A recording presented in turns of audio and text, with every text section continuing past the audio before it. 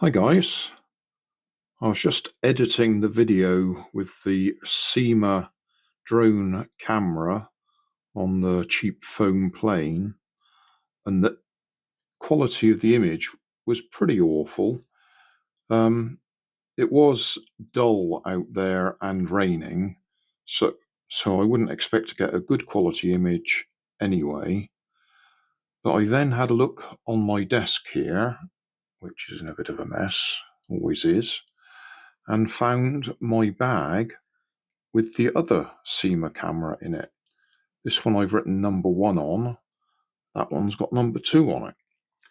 And I now think that I remember that there was an issue with that camera, and this one gives better quality pictures.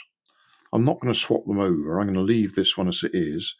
This is one that I've got mounted on a plate that I can attach to stunt kites.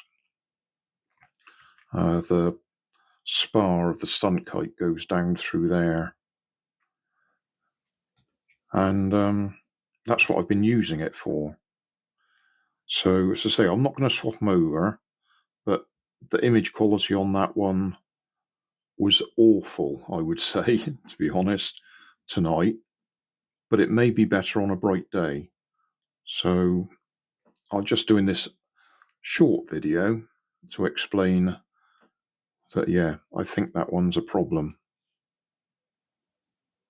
We'll see. We'll have a go on a nice bright sunny day and see if we get a better image.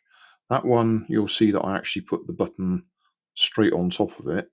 This one, I actually got the button mounted underneath so that we can actually press the button when we're about to fly the kite.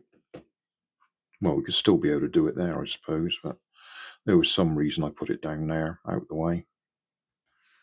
There'll be a link in the video description to my playlist for using the SYMA camera. There's quite a few videos in there, kite ones and radio controlled cars and things like that. So thanks for watching. Don't forget to like and subscribe. Leave us a comment so I know how I'm doing. And somewhere up here there'll be some links to related playlists. Thanks again.